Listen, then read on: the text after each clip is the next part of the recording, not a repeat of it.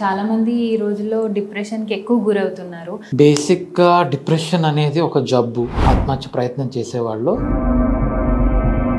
ఎక్కువ పెయిన్ ఉందనుకో ఏడ్చేస్తే ఆ పెయిన్ రిలీఫ్ అయిపోతుంది అంటారు. మానసిక పెయిన్ అంటే ఎవరన్నా చనిపోయారు, మనం ఏడ్చి పక్కన వాళ్ళతో షేర్ చేసుకుని ఆ బాధని చెప్పుకుంటే తగ్గుతుంది అని. ఒకటి మైండ్లో అంత కంటిన్యూస్గా రన్ అవుతున్నాయంటే కొంచెం వీళ్ళకి ఏంటంటే నెగిటివ్ కాగ్నిషన్స్ అంట, అంటే అన్నీ నెగిటివ్గానే కనబడతాయి. అక్కడ లాటరీ టికెట్ తగిలినా కూడాను ఇదేదో నాకు చెడు జరగబోతుంది, ఇదేదో నాకు డబ్బులు వచ్చి నేను చెడిపోతానేమో. హాయ్ హలో నమస్తే, వెల్కమ్ టు ధాత్రి హెల్త్. మనతో పాటు ఉన్నారు doctor Chaitanya, deep consultant psychiatrist. Hello sir. Hello. చాలా మంది ఈ రోజుల్లో డిప్రెషన్కి ఎక్కువ గురవుతున్నారు. అసలు ఈ డిప్రెషన్లోకి వెళ్ళే లక్షణాలు ఏంటి? మామూలుగా అందరం బాధపడడం అనేది సహజంగా అన్నీ జరుగుతుంది. ఎగ్జామ్లో ఫెయిల్ అయ్యాము, డబ్బులు పోగొట్టుకున్నాము, బాధపడతాం, దాన్ని డిప్రెషన్ అన్నాం. సో సాధారణంగా మనం బాధపడడానికి డిప్రెషన్కి కొన్ని తేడాలు ఉంటాయి. అంటే డిప్రెషన్ అనేది ఒక జబ్బు, అది సిట్యువేషన్కి సంబంధం లేకుండా, అంటే బాధాకరమైన సంతోషకరమైన ఎటువంటి సిట్యువేషన్లో అయినా కానీ ఆ దిగులు అనేది అలా కంటిన్యూస్గా ఉంటూనే ఉంటుంది. సో ఆ సిట్యువేషన్ బట్టి మారదు ఒకటి, అండ్ ఇది పర్సిస్టెంట్గా ఉంటుంది, అంటే దీర్ఘకాలంగా ఉంటుంది. చాలా రోజులుగా అదే మూడ్లో ఉండడం, ఆ డల్నెస్ అలాగే మెయింటైన్ అవ్వడం, దాని నుంచి బయటకు రాలేకపోవడం జరుగుతుంది. అండ్ ఆ తీవ్రత చాలా ఎక్కువగా ఉంటుంది. చిన్న విషయానికి కూడా బాగా ఎక్కువగా డీప్గా ఫీల్ అయిపోవడం, ఇట్లాగే ఎక్కువ ఉంటాయి. దాంతోపాటు అదే కాకుండా వేరే లక్షణాలు, అంటే నిద్ర సరిగ్గా పట్టకపోవడం, ఆకలి సరిగ్గా వేయడం, ఏ పని మీద ఉత్సాహం రాకపోవడం, ఇట్లాగా వేరే అదర్ సిమ్టమ్స్ ఉంటాయన్నమాట. బేసిక్గా డిప్రెషన్ అనేది ఒక జబ్బు. సో జబ్బుకు అనేది మెయిన్గా అది తీవ్రతను బట్టి ట్రీట్మెంట్ అనేది మారుతూ ఉంటుంది. సో మేము మెయిన్గా 3 రకాలు అంటాం, అంటే 3 తీవ్రతలు అంటాం. ఒకటి mild depression, moderate depression, severe depression అంటాం. ఈ మైల్డ్ డిప్రెషన్ అనేది తక్కువ మోతాదులో ఉంటుంది కాబట్టి దానికి కౌన్సిలింగ్ అది చేసుకుని మన ఫ్యామిలీ సపోర్ట్, కొంచెము ఈ హెల్తీ లైఫ్ స్టైల్ ఇవన్నీ తీసుకోవడం వల్ల తగ్గచ్చు. కానీ మోడరేట్ సివియర్ డిప్రెషన్ అనేది ప్రొఫెషనల్ హెల్ప్ తీసుకోవాల్సి ఉంటుంది. అంటే ఇందాక మనం చెప్పుకున్నట్టుగా సైకాట్రిస్ట్, సైకాలజిస్ట్ దగ్గరికి వెళ్ళి వాళ్ళు చెప్పిన పద్ధతులు ఫాలో అయ్యి వాళ్ళు ఏమైనా అవసరం ఉంటే మందులు ఇస్తే అవి వేసుకుని తగ్గించుకోవాల్సి ఉంటుంది. డాక్టర్ గారు, సైకలాజికల్ ప్రాబ్లం ఉందని తెలుసుకోవడానికి ఎలాంటి సిమ్టమ్స్ ఉంటాయి? సైకలాజికల్ ప్రాబ్లమ్స్ అనేవి చాలా రకాలు ఉంటాయి. మానసికంగా ఏ ఒత్తిడైనా సరే దాన్ని సైకలాజికల్ ప్రాబ్లం అంటాం. ఉదాహరణకి డిప్రెషన్ ఉంటుంది, యాంగ్జైటీ ఉంటుంది, మేనియా అంటాము, వేరేగా స్లీప్ డిజార్డర్స్ ఉంటాయి, ఈటింగ్ డిజార్డర్స్ ఉంటాయి. అలా ఒక్కొక్క జబ్బుకి ఒక్కొక్క లక్షణాలు అనేవి ఉంటూ ఉంటాయి. సో ఆ లక్షణాన్ని బట్టి జబ్బులు ఉంటాయి. సో అన్ని మానసిక సమస్యకి ఇలా ఉంటుంది అని చెప్పడానికి అవ్వదు. కాకపోతే ఏంటి అంటే మానసికంగా ఒత్తిడికి లోనే దానివల్ల మన దినచర్యలు, అంటే పని చేసుకోవడానికి కానీ, నిద్రపోవడానికి కానీ, తినడానికి కానీ, ఇంట్లో పనులు చేసుకోవడానికి కానీ, వీటినన్నిటికీ ఏదన్నా భంగం కలిగితే డెఫినెట్గా దాంట్లో ఏదో లోపం ఉంది, దానికి ఏం చేయాలనేది చూసుకోవాల్సిన అవసరం ఉందని తెలుస్తుంది. సమ్ టైమ్స్ చాలా యాంగ్జైటీ వచ్చేస్తుంది కదా డాక్టర్, అది కంట్రోల్ చేయాలంటే ఏం చేయాలి? యాంగ్జైటీ అనేది చాలా సాధారణంగా అందరికీ వస్తుంది. అంటే ఇప్పుడు ఫర్ ఎగ్జాంపుల్ రేపేదో ఇంటర్వ్యూ ఉంది, అందరం టెన్షన్ పడతాము, భయపడతాము, అన్నీ ఉంటాయి. కానీ ఈ భయం అనేది గుడ్ స్ట్రెస్ అంటాం. అంటే దీనివల్ల మనం ఎక్కువసేపు కూర్చొని ప్రిపేర్ అవుతాం, అటెన్షన్ బాగా ఇంప్రూవ్ అవుతుంది. సో ఇంటర్వ్యూ సరిగ్గా చేయడానికి పనికి వస్తుంది. అది ఒక దాత వెళ్ళింది అంటే చాలా ఎక్కువ వచ్చేసింది, అసలు మాటలు తడబడుతున్నాయి, చదవలేకపోతున్నాను, కాన్సన్ట్రేట్ చేయలేకపోతున్నాను, ఇవన్నీ వచ్చాయి అంటే దానివల్ల మనకి ఇబ్బంది కలుగుతుంది. సో ఆ సివియర్ స్ట్రెస్ని డెఫినెట్గా యాంగ్జైటీలోకి వేసుకోవాల్సి ఉంటుంది.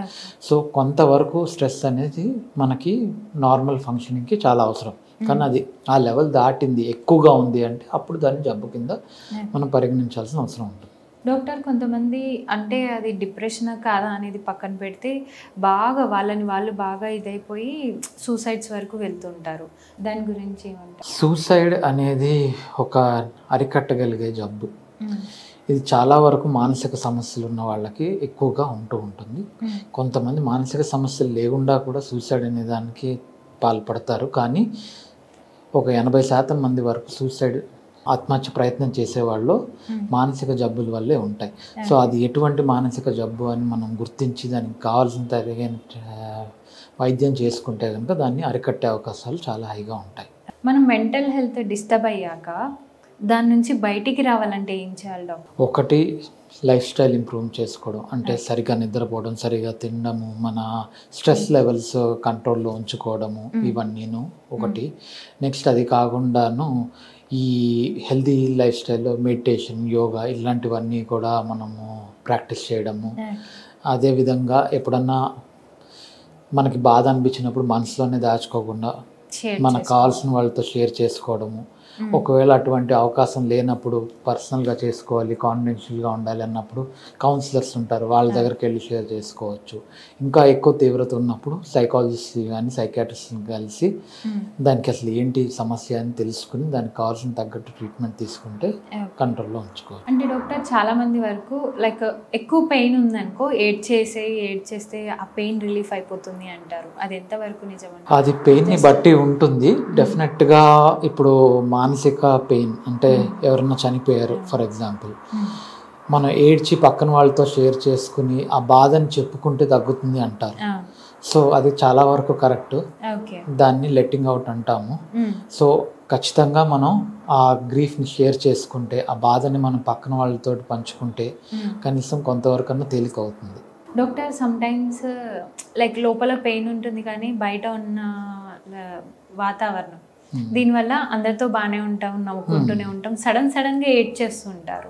డిప్రెషన్లో ఉన్నవాళ్ళు ప్రతిసారి నేను డిప్రెషన్లోనే చెప్పుకుని ఉండరు, వాళ్ళు లోపలే బాధపడుతూ ఉంటారు. కొన్నిసార్లు మనకి బయట కనబడుతుంది వాళ్ళ ముఖంలో కానీ, వితిన్ సెకండ్స్లో వాళ్ళకి టీయర్స్ వచ్చేస్తుంటాయి. అంటే అది చాలా ఆపుకొని పెట్టుకోవడం వల్ల అది బస్ట్ అవడం జరుగుతూ ఉంటుంది. సో ఇలా చేయడం వల్ల నష్టమే తప్ప ఉపయోగం ఏమి ఉండదు. ఏమైనా బాధ ఉన్నా కానీ, దిగులు ఉన్నా కానీ దాన్ని బయటకు చెప్పి దాన్ని ఎక్స్ప్రెస్ చేసి మనకు కావాల్సిన వాళ్ళతో షేర్ చేసుకుంటే డెఫినెట్గా అది హెల్ప్ అవుతుంది. ఓకే డాక్టర్, ఇప్పుడు ఈ డిప్రెషన్ ఏదైతే ఉందో దీనికి గురవుతున్న వాళ్ళు మెమరీ లాస్ అయ్యే ఛాన్సెస్ ఏమైనా ఉన్నాయా? మెమరీ లాస్ డిప్రెషన్ వల్ల అంటే ఉంటుంది, కానీ అది యాక్చువల్ మెమరీ లాస్ కాదు. వాళ్ళు ఏంటంటే దేని మీద ఫోకస్ పెట్టలేదు, ధ్యాస ఉండదు. సో ఆ ధ్యాస ఉండడం వల్ల లేకపోవడం వల్ల మతిలాగా కనిపిస్తుంది. అంటే ఇప్పుడు ఫోన్ ఎక్కడో పెట్టారు, అది ఎక్కడ పెట్టానో మర్చిపోయి, ఎందుకు అంటే అక్కడ ఎక్కడ పెట్టారు అనే దాని మీద వాళ్ళు అసలు ధ్యాస పెట్టి ఉండదు. సో ఇది యాక్చువల్ మెమరీ లాస్ కన్నాను ఆ అటెన్షన్ డెఫిసిట్ అంటాం. అంటే ఈ ఫోకస్ లేక, ధ్యాస లేక అవి మర్చిపోవడం అనేది చాలా నార్మల్గా జరుగుతుంది. మళ్ళీ బ్యాక్ అలా మళ్ళీ ఫోకస్ చేసి వాళ్ళ కెరియర్ మీద ఫోకస్ చేయాలంటే ఎలాంటి లైఫ్ స్టైల్ మెయింటైన్ చేసి? అదే హెల్తీ లైఫ్ స్టైల్ నేను చెప్పినట్టుగా exercise, mental exercises like meditation చేయడం, యోగా చేయడము, స్ట్రెస్ లెవెల్స్ తగ్గించుకోవడం, దానికి బ్రీదింగ్ ఎక్సర్సైజెస్ కానీ అట్లాంటివి, ఇవన్నీ మైల్డర్ ఫార్మ్స్ ఆఫ్ డిప్రెషన్ చాలా వరకు కంట్రోల్ చేస్తాయి. అదేవిధంగా స్లీప్ హైజీన్ అంటాము, అది కూడా మెయింటైన్ చేయడం. స్లీప్ అనేది చాలా ముఖ్యమైనది, నిద్ర సరిగా లేకపోతే అన్ని డిస్టర్బ్ అవుతాయి. లైక్ ఎలా అంటే దీనికి గురైన వాళ్ళు ఏదో ఒకటి మైండ్లో ఏవో ఒకటి రన్ అవుతూనే ఉంటాయి, ఎంత ప్రశాంతంగా ఉందామనుకున్నా మైండ్లో రన్ అవుతూనే ఉంటాయి. అలా అవ్వకుండా ఉండాలి అంటే ఏం చేస్తే? ఒకటి, మైండ్లో అంత కంటిన్యూస్గా రన్ అవుతున్నాయంటే కొంచెం డిప్రెషన్ ఒక తీవ్రత ఎక్కువ ఉన్నట్టుగా అర్థం. వీళ్ళకి ఏంటంటే నెగిటివ్ కాగ్నిషన్స్ అంటాం, అంటే అన్నీ నెగిటివ్గానే కనబడతాయి. అక్కడ లాటరీ టికెట్ తగిలినా కూడాను ఇదేదో నాకు చెడు జరగబోతుంది, ఇదేదో నాకు డబ్బులు వచ్చి నేను చెడిపోతానేమో, ఇట్లా ఎంత పాజిటివ్ విషయాన్ని అయినా సరే కూడా నెగిటివ్గా కనబడడం జరుగుతూ ఉంటుంది.